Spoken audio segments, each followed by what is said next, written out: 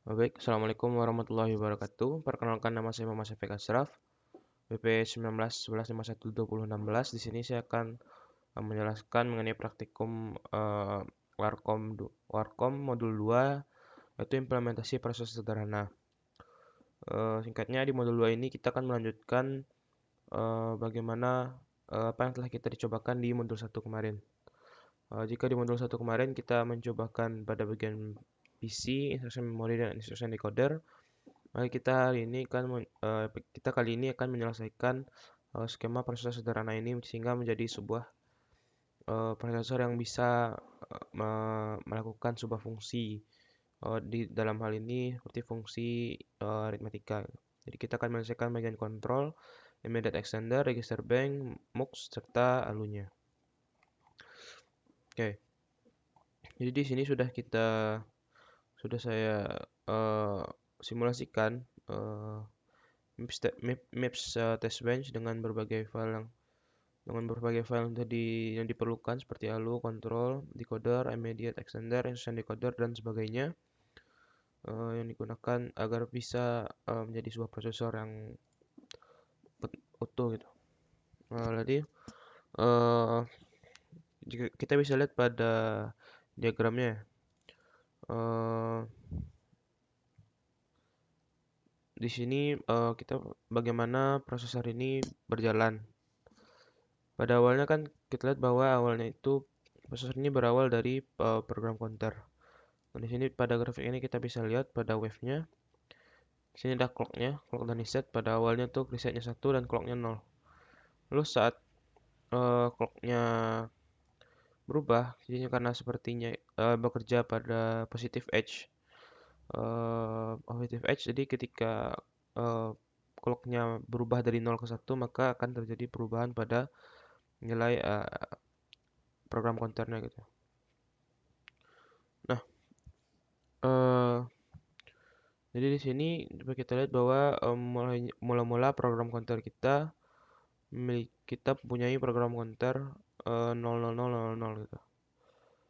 Lalu dengan hitungan satu clock lagi, nextnya kita lihat bahwa kita akhirnya data RAM mengeluarkan output jadi mengambil data pada alamat 000 ini, yaitu adalah 10 instruksi pada alamat ini ya, 10 gitu.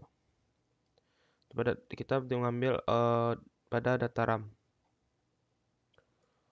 Nah, lalu dari data RAM kita lihat lagi bahwa data RAM di sini maksudnya assign memory ya. Nah, kita assign memory, lalu instruksi ini masuk ke dalam instruction decoder. Nah, di sini kita lihat bahwa dari sini instruction ini bakal dipecah menjadi berbagai komponen-komponennya gitu. Seperti di sini ada opcode, register A, register A dan register B serta immediate di sini. Ini tergantung dan dimana kita tahu bahwa register A, B ini opsional gitu. Apakah kalau jika terdapat immediate register B-nya tidak dipergunakan gitu. Lalu di sini karena kita tahu bahwa ini 100 ini adalah add immediate. Kita tahu misalnya kita bisa lihat dari tabel bahwa 100 ini adalah tipe immediate, adalah adder immediate. Artinya register B ini tidak digunakan. Jadi kita punya opcode 100 lalu ada register A-nya 000 atau register 0 di sini, lalu ada immediate bernilai 3 jika kita berikan 6 desimal gitu ya.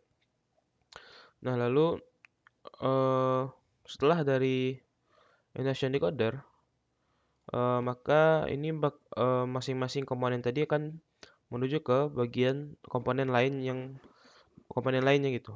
Di sini ada opcode menuju control, immediate menuju immediate extender, register B dan register A menuju ke register bank. Nah, mungkin kita bisa lihat dari opcode terlebih dahulu. Nah, di sini opcode 1000. Nah, di sini kita tahu di sini di alus cell. Nah, kita lihat bahwa op cell serta alus cell yang merupakan output dari kontrol itu sendiri. Kita lihat bahwa sini ada alus cell dan operand cell atau alus cell atau op cell. Kemudian kita lihat ini di sini. Nah, ini.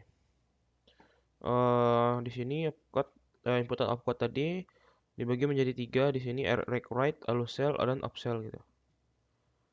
Nah, kita lihat bahwa req write ini dari awal selalu satu ya. Untuk dari ini pada bagian 3 ini adalah komponen output dari komponen kontrol gitu. Lalu opsel ini merupakan bit MSB dari opcode kita. Jadi karena satu di sini, maka bit MSB tersebut maka di sini bernilai opselnya bernilai satu gitu. Nah, lalu dua bit sisanya atau dua bit LSB-nya merupakan bagian dari alusel gitu. Nah, di sini alusel di sini kan merupakan function yang menandakan operasi apa yang akan dilakukan. Sedangkan opsel ini akan mengatur multiplexer nantinya. Nah, sekarang kita opcode tadi sudah dipecah lagi menjadi opsel dan serta alusel. Lalu next kita lihat ke bagian ke register bank. Nah, kita punya input register AB dan register A dan register B. Nah, di sini karena kita tahu bahwa tadi register A-nya itu adalah 000 dan B-nya itu karena kita tidak punya inputan maka dianggap 0000 gitu ya. Lalu dari sini kita lihat bahwa output data out-nya adalah register data A gitu. Nah, di sini. Nah, ini maksudnya register data A. Register data A di sini adalah output dari register bank kita. Artinya saat ini memang register A itu memang masih kosong, kita belum mengisi dengan apapun gitu. Jadi ini register A-nya kosong, isi register A ya, karena kita register 0, register add E tadi kita punya nilai bahwa 000 ya. Jadi pada posisi ini nilainya sekarang adalah 000 isinya gitu. Dan juga B juga demikian. Lalu outputnya seperti itu, data A ke ALU langsung, data out B, maka data out B akan ke multiplexer. Multiplexer 2 ke 1. Lalu untuk selanjutnya kita lihat ke immediate extender. Nah, di immediate extender kita tahu bahwa inputannya adalah immediate yang merupakan output dari instruction decoder tadi, yang ini kita punya 0011. Nah, di sini kita punya IMX di sini adalah output dari immediate extender IMX karena dia akan memperpanjang immediate yang kita punya. Karena tadi kita cuman punya immediate-nya 3 bit. Sekarang diperpanjang, di-extend menjadi 9 bit ya, dengan panjang 9 bit sehingga sesuai dengan isi dari register tadi ya, standar yang digunakan pada prosesor ini. Standar panjang bit yang digunakan. Karena di sini kita juga isi register data A juga menggunakan nilai 9 bit. Lalu next kita lihat bahwa sebelum ke ALU, immediate X serta register data B akan ke multiplexer daripada dahulu. Nah, di sini karena kita tahu bahwa opselnya itu bernilai state-nya 1, maka dari gambar kita tahu bahwa yang akan diteruskan oleh multiplexer ini adalah immediate X kita ya. Berarti output dari multiplexer ini adalah nilai immediate X kita dan masuk ke ALU. Nah, bisa kita lihat di sini max out nilainya sama dengan nilai yang sama dengan nilai im X-nya ya. Nah, kita lihat di sini. Immediate X-nya di sini. Nah, lalu setelah itu kita lanjutkan karena setelah ini maka datanya kan diolah di ALU ya. Nah, di sini kita bisa lihat mungkin ini nilai register banknya. Nah, lalu kita next lagi karena lalu kan di dalam ini kita tahu bahwa ini dioperasikan ya. Karena function kita adalah dijumlahkan, maka harusnya karena nilai pada register data A tadi 0 ditambahkan dengan nilai immediate kita, inputan kita, kita tahu bahwa nilai inputan kita bernilai apa ya? Bernilai 3 tadi kan 011. Maka harusnya data out ini bernilai 011 juga. Nah, dapat kita lihat di sini ALU data out. ALU data out ini merupakan output dari ALU ini yang akan masuk ke register bank. Nah, kita lihat bahwa nilainya sama ya. Nah, sekarang nilai dari register data A ini harusnya sudah bernilai 3 ya. Sudah bernilai 3. Mungkin kita bisa lihat di sini.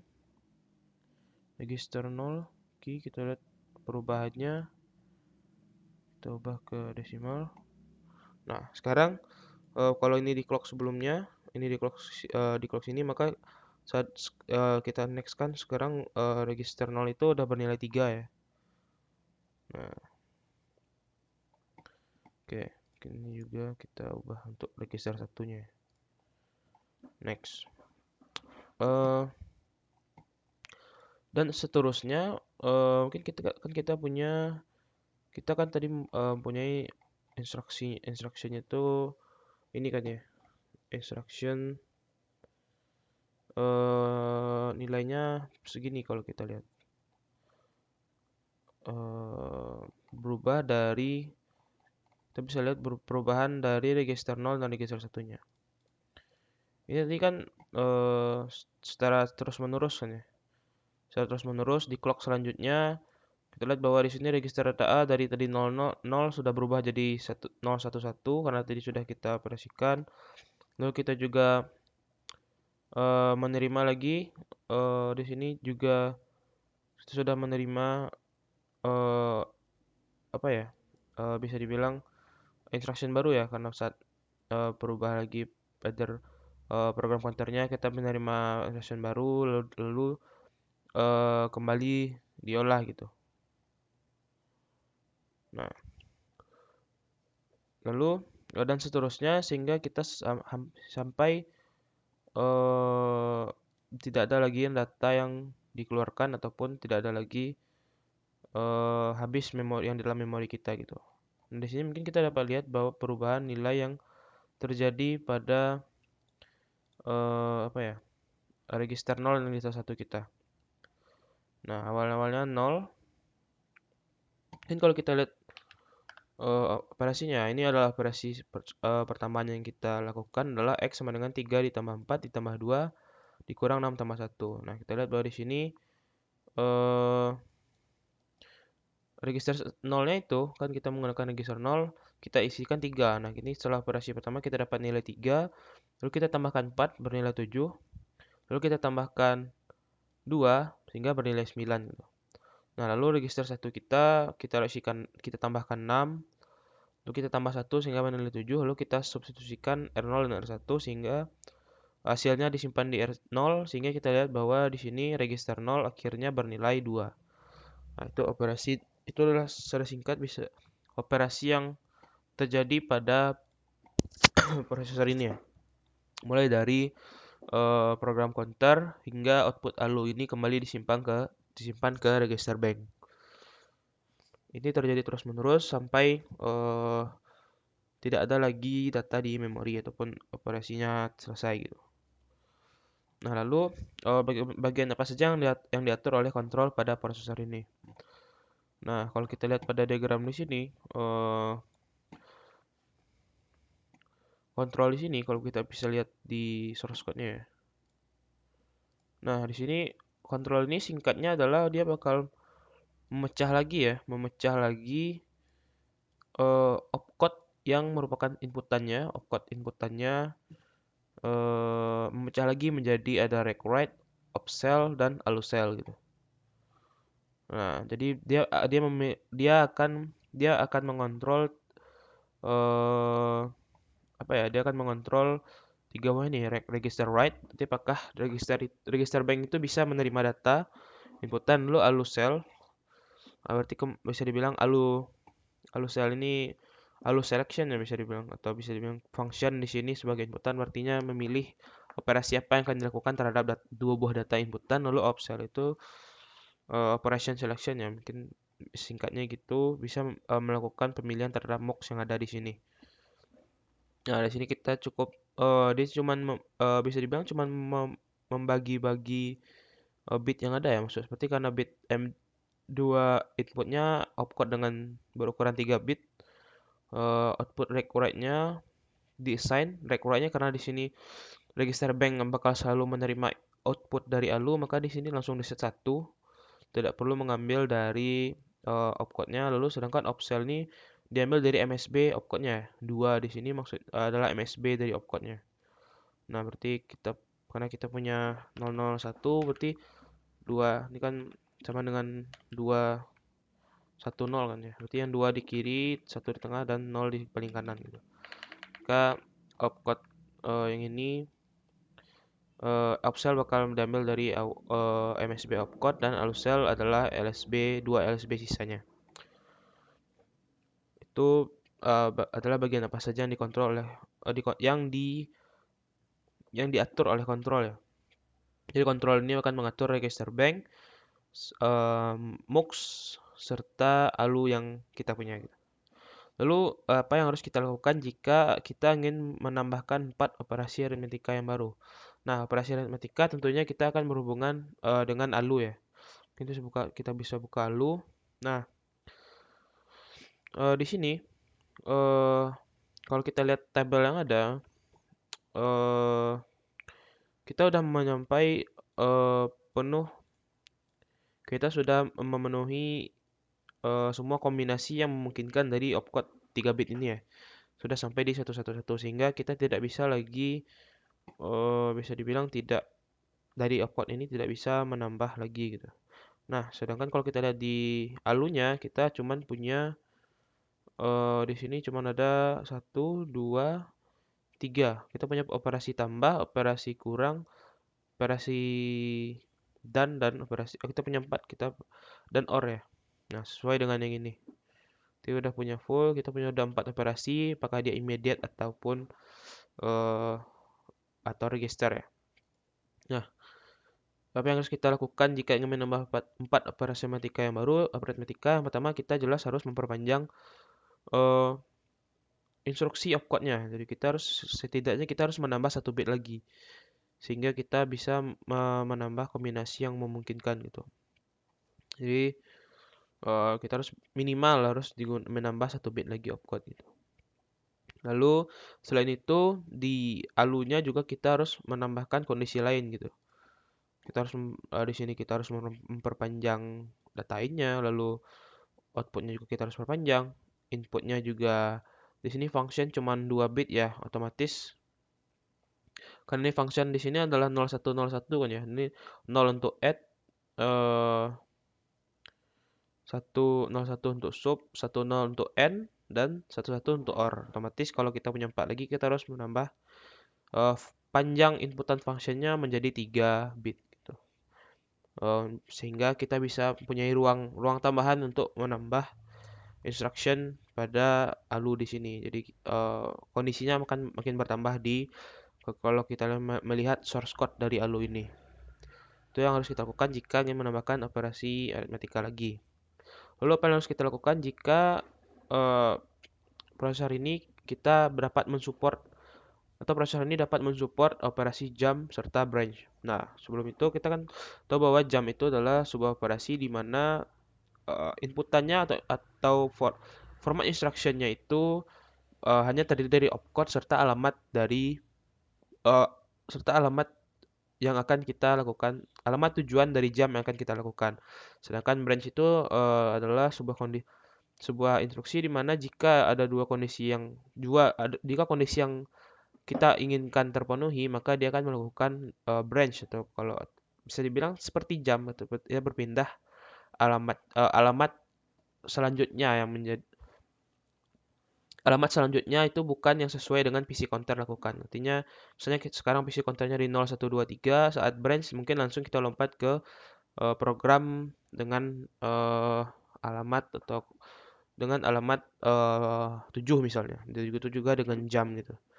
Nah, untuk yang pertama yang harus kita lakukan operasi jam di sini berarti kita harus menambah komponen ya. Kita harus menambah MUX lagi yang akan bukan MUX sebuah MUX yang bisa mengatur nilai PC counter selanjutnya gitu. Bisa mengatur PC counternya gitu. Jadi MUX ini memiliki 2 ke 1 Sehingga jika misalnya kita punya kondisi 0 itu adalah PC counternya berjalan biasa, artinya kita tambah cuman di sini cuma naik satu-satu atau bisa dibilang tambah 4 byte ya dalam nyatanya kalau kita mengacu pada prosesor MIPS. MUX yang misal MUX saat nilainya satu akan eh, memasukkan nilai PC counter yang sesuai dengan inputan pada instruction memory kita. Jadi kita akan menambah sebuah MUX, bisa dibilang MUX itu ya. Selain itu di kontrol ini juga akan bertambah. Itu berasal dari kontrol yang kontrol dari opcode lalu ke kontrol, lalu kontrol ini akan langsung juga memiliki jalur ke MUX tersebut yang dapat mengatur PC counter kita. Sedangkan untuk immediate-nya kita akan atur supaya dia memiliki panjang yang sama dengan kita butuhkan, bisa melalui immediate extender ataupun shifter gitu. Nah, lalu untuk branch kita memerlukan sebuah gerbang N, eh, karena di sini biasanya karena bisa dibilang branch itu kok operasinya itulah sama, misalnya jika A dan B sama, berarti kita melibatkan ALU, sehingga kita harus mempunyai output 0 dari ALU di sini menandakan dia 0. Jika dia 0, maka dia true, memberikan output true yang mengarah ke gerbang N, serta dari kontrol juga mempunyai jalur ke gerbang N. Jadi jika kedua gerbang N itu menilai 1, maka dia akan menilai 1 sehingga juga mengarah ke MUX yang kita gunakan pada jam tadi ya, sehingga nilai PC counter yang akan digunakan atau alamat yang akan digunakan selanjutnya itu tidak berasal dari PC counter lagi, melainkan berasal dari immediate yang kita inputkan pada instruction gitu. Mungkin kalau pada branch mungkin bukan berupa alamat, melainkan berupa banyaknya instruksi yang akan kita lompati ya. Misalnya jika dia sama, dia akan melompat sebanyak 3 instruction ke bawah gitu. Maka itu penjumlahan PC counter sekarang kita jumlahkan dengan inputan tadi gitu. Jadi itu ada beberapa komponen yang harus kita tambah, serta di masing-masing beberapa komponen juga kita harus menambahkan jalur tertentu gitu. Lalu jika yang harus dilakukan jika lebar data immediate menjadi lebih besar, yang pasti kita harus memperpanjang format instruksinya. Di sini karena 3 bit kita terbatas pada nilai immediate 111 ya. Eh, Terbatas di sana untuk inputannya. Jadi jika ingin kita memperpanjang lebar datanya, kita harus eh, menambah panjang bit pada instruksinya ya. Nah, sehingga bisa mempunyai panjang data tertentu, sehingga tentu jika instruction pada immediate-nya bertambah panjang, otomatis jumlah bit 0 yang ditambahkan immediate sebenarnya mungkin akan berkurang gitu. Jika kita tetap menggunakan panjang bit yang sama di prosesor ini. Misalnya kita tetap menggunakan 9 bit di prosesor ini sebagai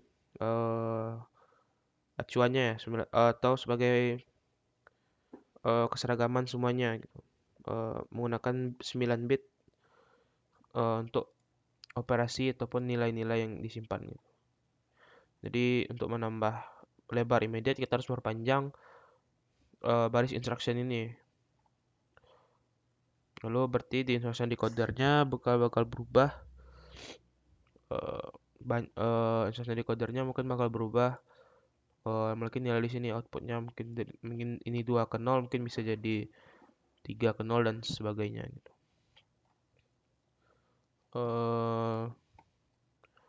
Mungkin sekian dari saya penjelasan mengenai modul 2 praktikum Warkom mengenai apa ya? Mengenai implementasi proses sederhana 2. Kita melanjutkan yang satu, kita sudah menyelesaikan prosesor sederhana ini. Sekarang kita sudah bisa melakukan operasi hingga selesai ya. Kita lihat tadi operasi yang sudah kita lakukan pada modul 1. Operasi ini juga sudah kita bisa diselesaikan oleh prosesor ini. Kita juga dapat hasilnya bahwa outputnya tersisa adalah 2 ya kan. Eh ya di sini 9 kita kurangin yang 7 gitu. Outputnya adalah 2. Kita lihat di sini bisa kita lihat bahwa sekarang register nolnya 2 gitu. Oke, sekian. Wassalamualaikum warahmatullahi wabarakatuh.